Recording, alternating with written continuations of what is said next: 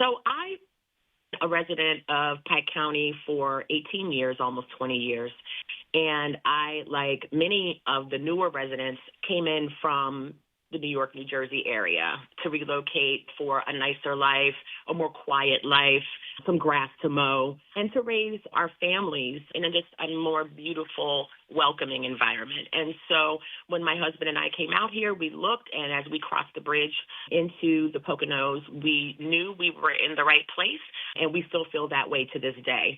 However, through my 18 years living here, as a commuter, as a wife, as a mother, there are just different areas where I feel that we could certainly improve services and provide greater access to people of lesser means here in the county, and really just improve the quality of life for residents in general. And I've encountered some of these stumbling blocks in my 18 years here, and I've just decided I have a significant number of years of community service. I've served the community from a voluntary standpoint for over 20 years in many different areas. I serve on several boards in the Pocono Mountains, so I do hold a leadership position here in the county, and I just believe that there are things that we should be doing. And unfortunately, what I'm finding as I've gone along in my campaign is that these are not new issues, right? These are things that have been talked about from prior commissioners, even to the most senior commissioner, prior to him coming on board.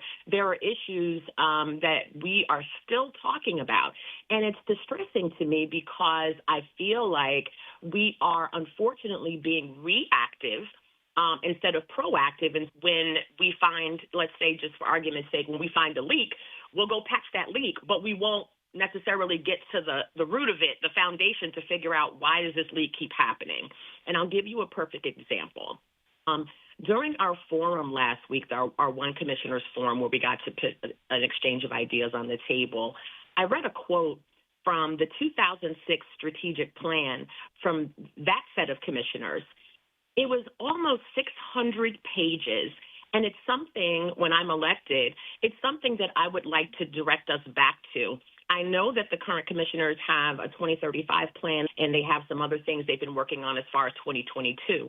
But when you have something as in-depth and as detailed as almost a 600-page document prepared by prior commissioners, I'm of the mindset that we look at what's been talked about already. Let's go through that to make sure that there's nothing in there that we could be doing or using or reviewing to address these problems that persist. For instance, the majority of the issues that I'm talking about, I was so surprised to see many of them listed as priorities in this strategic plan. Infrastructure issues, which we all know exist. So apparently this is not something new that the commissioners who are now seated, right, have just discovered.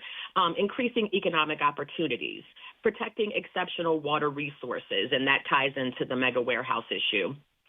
Improving mobility opportunities for seniors, retaining young people in the county by providing additional educational employment opportunities, improving healthcare facilities available to county residents. These are things that I just picked out as just living here, right, just being a regular schmegular person. And based on this report, which is quite extensive, this is something that's been going on, probably it predated 2006, but those folks were of the mindset to say, let's be proactive and put together a manual or a guidebook that will guide us for the next 4 years, and whomever should assume the helm after us would have a roadmap to properly address these issues. I don't know what has occurred, but I can tell you that was 2006. It's 2023. 17 years later, we're still dealing with the same issues. That's troubling to me, right? As a resident and a taxpayer, it's very troubling.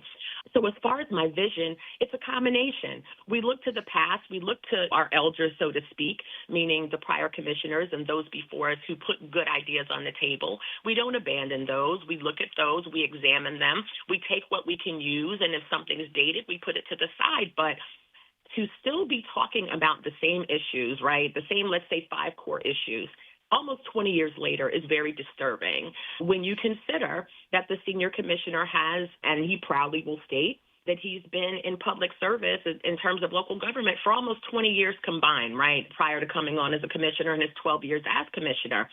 And I give credit to all 3 men who are serving right now, because anytime you step up, whether you were appointed or elected, anytime you step up to serve the people or serve your community for the greater good, you have to applaud it. But at the same time, when folks ask for permission to serve for an additional term, we must observe and review and really be honest about, do they have the correct vision? Are they necessarily the right people to move us into the next 4 years, the next 10 years, the next 20 years? And so that's why I'm running, because I do believe that my strengths have been demonstrated in this community. I have a common sense approach. I'm an independent thinker.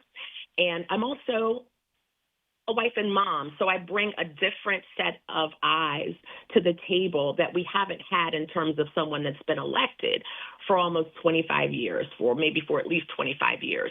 So for many reasons, my energy, my excitement, my willingness to work with people, my ability to bridge two opposing sides and have them come to the table to find resolution and common ground. These are things I would like to bring to the commissioner's table. Now, access to healthcare in rural areas is a pressing issue. What measures do you recommend to guarantee that residents in remote parts of the county receive high-quality healthcare services, particularly considering that Pike County lacks a hospital? Correct, and that was another reason that I didn't mention in my response to the first question. I was one of thousands of women who had to leave Pike County to give birth to my son, right? And so imagine coming back home, for all of us who are proud to be Pike Countians, to come back home with a birth certificate for our child that's not in the county. Those are things people take for granted, right? And so we are unfortunately given the title, or we're known for being the only county in the Commonwealth to date that does not have a hospital. And so what I would like to see, and again, I applaud the commissioners who were able to begin on the road to getting us a mini hospital. I understand that there are 2 potential urgent care centers that are slated to be opening. We don't have a date, but I'm assuming at some point in the near future, maybe the next year or 2, I would hope.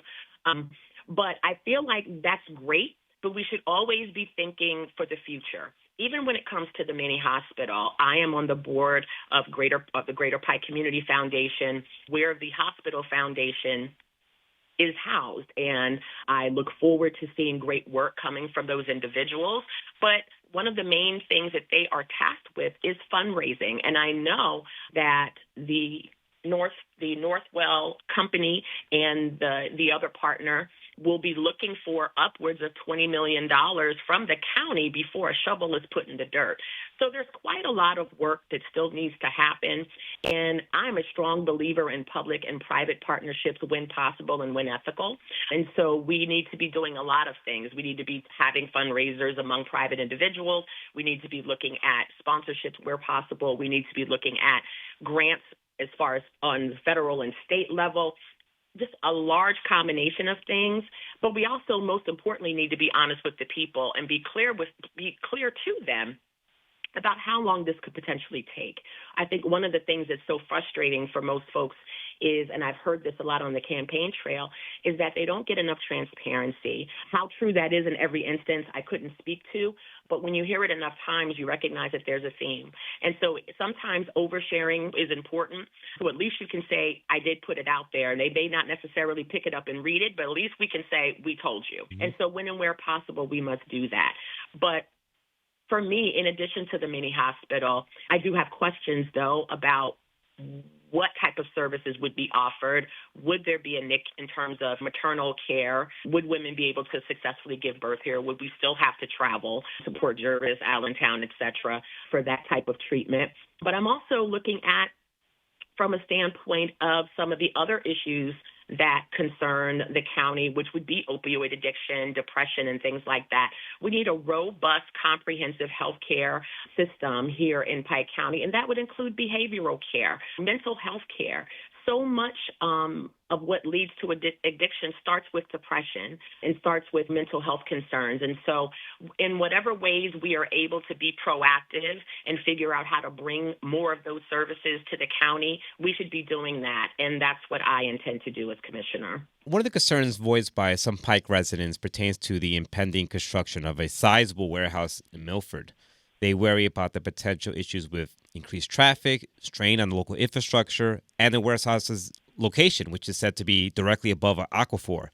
The question that Hmm. arises is, can Pike County effectively manage growth while safeguarding the environment? Or is this a challenge balance to strike? I think it's both. I think the answer is yes from one perspective. I refer back to that 2006 strategic plan. One of the things it called for was for the Pike County Conservation District, and I'm not saying that this did not occur, but I'm saying one of the things that it did call for was for the Pike County Conservation District to do a thorough inventory of all of our natural resources, all of our areas that could be compromised in terms of development, and figure out the best way to secure that. Another recommendation from the 2006 strategic plan called for some sort of discussion with municipalities and the commissioners to encourage them to revisit their ordinances to make sure that we are properly preserving and protecting our natural resources. And it distresses me when we are looking at this particular site for the mega warehouse, when one of the commissioners, the one who was appointed, the one who was most recently appointed, speaks with pride about how he was one of the legal minds who successfully fought back a Home Depot project that was slated for that same location. And so when I hear things like that, I say to myself, then why are we here again? If you've been aware of the dangers or the hazards with respect to this aquifer, why did you not make it your business to communicate to the municipalities that they must revisit the ordinance, that they must rewrite it to make sure that we are properly protecting and preserving? We should not be here again. And that's 2023. Almost 25 years later, we're still running into the same problem. So you see the theme that gives me concern, just as a resident, let alone as a candidate for commissioner. And with respect to this particular aquifer, yes, we had a news article from last week where a tractor trailer overturned right at the exit in question that would bring tractor trailers 24/7 to this particular site. Now imagine that was a nice warm day. What happens when the road is icy? What happens when the road is rainy and you have a higher number of tractor trailers? It's really a law of numbers when you think about how long it's going to be before the unthinkable occurs. And so when we're not expecting someone who's going to take over that particular area to have a plan in place to address an immediate threat to the water supply. The Pike County Conservation District put out a newsletter recently and said just a quart of motor oil could contaminate 1 million gallons of water. We're talking about diesel fuel. We're talking about whatever else they could be transporting in the truck. And so we really, again, should be more proactive and ensure that we are putting residents first. Residents should always come before profit. And our natural resources that we all love, that we all either moved here for or appreciate because we were born and raised here, they must come first. And that's what distressed me so much. And that's why I was the only person who was vocal in my opposition to this particular project. Now, I'm not saying something can't be built there. I'm saying that particular project, in my mind, is not acceptable when we're talking about putting it on top of an aquifer. What I have suggested would be a wonderful and a welcome project for that location would be some type of collaborative space where I know post 9/11, a lot of the larger companies from New York and New Jersey had considered coming out here to create satellite offices. Why aren't we going back to them and encouraging them? Even the folks in Silicon Valley, why aren't we encouraging them to build remote hubs? When we see that post-pandemic, a lot of companies are allowing folks to work from home, but they're a little concerned about folks working in their pajamas, right, and their slippers. We can build collaborative workspaces where folks can actually go into an office but not necessarily take on that cost and that stress and strain either on their own vehicle or on their persons by commuting 2, 3, 4, 5 hours a day. There are ways that we can still bring tax revenue into the county and we can still provide excellent jobs or maintain jobs for folks without putting our environment at risk and putting people at risk, quite frankly.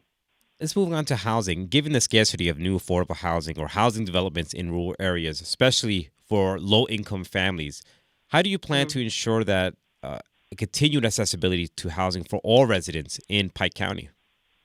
One of the first things that I'm encouraged by, and I always believe in, is that more hands make light work. And so as much as I know that the three people who will be elected to carry on for the next 4 years as commissioner have the trust of the people, it doesn't necessarily mean that they're the only minds that should be at the table. When you look at the fact that, as I said before, from 2006 and probably beyond then, we're still dealing with some of the same problems. So what that tells me is potentially 3 minds aren't necessarily enough to solve these problems. In many ways, we are still in development, despite being a county that is a couple hundred years old. We're still in development in certain areas when we're talking about infrastructure, right, healthcare, some of these other areas. And when it comes to affordable housing, I feel like that there's no difference. 1 in 4 of our residents are 65 and older. That tells us we have a lot of seniors that need additional care, right, and more resources than we currently provide. But it also tells us that we have a lot of mature minds, a lot of people who are experts and subject matter experts in many areas that we could tap into for task forces. And I would recommend for healthcare, for housing, and other areas that we would do that. We would consider task forces. And this was also included in the 2006 strategic plan. But for me, my suggestion to at least address or begin to address the housing crisis, one of the things that I would like to see is we explore affordable dwelling units or accessible dwelling units or ADUs, which can be done in a number of ways. So thinking primarily about seniors, not so much, unfortunately, about the lower income folks, but even potentially lower income folks. If we have good enough parcels to develop for these folks, what I would like to see is the ADUs, and what that could potentially look like is if you have an existing single family home and you have, let's say, upwards of an acre of land, you could put one of those, what they now call tiny homes, or one of those smaller size homes, a little farther in the back, where someone who's older, an older member of your family, or even one of your children who you would like to see leave and go out on their own, but maybe not too far, maybe they could take up residence in that particular structure. You can also build out an attachment to your existing home, bringing back some of the in-law suite type spaces. And people are even building above and below garages to create apartment type spaces. So we're seeing more of a return to what we were seeing back in the 50s and 60s and 70s. And I think we need to be smarter, and we need to be creative and strategic as to how we address this. It's not always necessarily about creating these large, expansive developments. Sometimes for just a short term, it is about thinking about ADUs, and I know the AARP are big proponents of ADUs. And so when you are talking about seniors being 25% of the population, I think that's a great place to start. I know Pike County currently has a share program, which is almost like a coordinated roommate type system, where folks 60 and over can put an ad out or go through the county's Department on Aging and say, hey, I've got an available space. Someone of the same age can say, hey, I need a space. A background check is done, and they share the space, they share bills and things like that. That may not work for everybody. And some people really like to live independently. And so that's why I'm more of a proponent for the ADUs in the short term, but I certainly would recommend a robust task force, not just for the housing, but other areas of concern. Let's move on to opioids. Opioid addiction is a concern not throughout the nation, but also in rural areas like Pike County. Do you believe the county is currently taking significant action, enough action to address this issue? And what additional measures do you believe can be implemented? And how do you plan to contribute to the positive change in this regard? Okay, my career here in the Poconos began, actually my volunteer career as far as this portion of it, began with me giving community sessions on opioid addiction. One of the first ones I gave was dealing with the addicted, and I would have folks who were recovering or fresh out of rehab give talks to the community to explain what being addicted to opioids looks like for them, what their stories were. So we would remove some of the stigma associated with people being vocal about their addiction or vocal about their struggle. And so we could all coalesce around each other and give each other support. But in that time and during that particular first forum, what I realized was there were a lot of people in the audience who were not just curious onlookers, but they were actually family members of folks who were struggling with a similar addiction. And what I also came to learn was that there were a lot of retirees, grandparents, and also family members who were raising the children of the addicted because they were incarcerated or had overdosed, unfortunately. And so when you're talking about addiction, you're not just talking about the person struggling with the disease. You're talking about their family, their spouse, their children, their loved ones, coworkers, anyone who cares about them.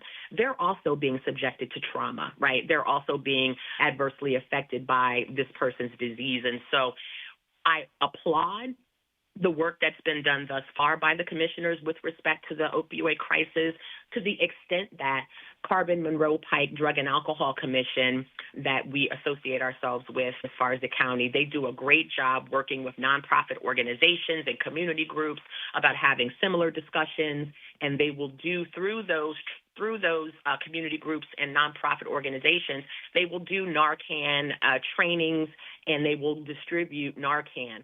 I'm of the mindset that every household in Pike County should have a supply of Narcan, because we know that this disease is spreading faster than it can be contained. When you think about horse tranquilizers and other things being introduced and combined with opioids and fentanyl and things like that, the chance of people dying has dramatically increased. And what we are finding is that people are coming home from work and they're finding loved ones who they had no idea were suffering from an addiction lying in the throes of an overdose, or sitting in their car in the driveway in the throes of an overdose. And being able to reach that Narcan and get them some type of help until real help can arrive, I think is paramount.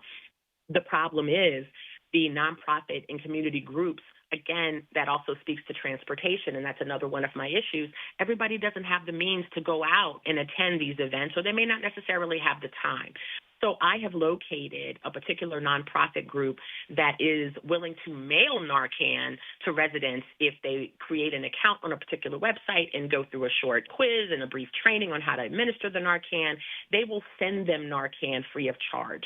Again, when it comes to being proactive, I know that Pike County received a two-part settlement. They received one prior to now, and they're expecting another $160,000.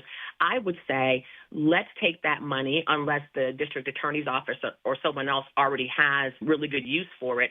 I would say let's invest in test strips so folks can determine, and it's really sad to say, but we have to be pragmatic and we have to be realistic. Folks are going to unfortunately continue in their disease until they find a way out. And while we pray for them and we hope that we can provide resources that'll get them exactly what they need, until they cross that threshold, we have to do as much as we can to make sure that we don't lose more people.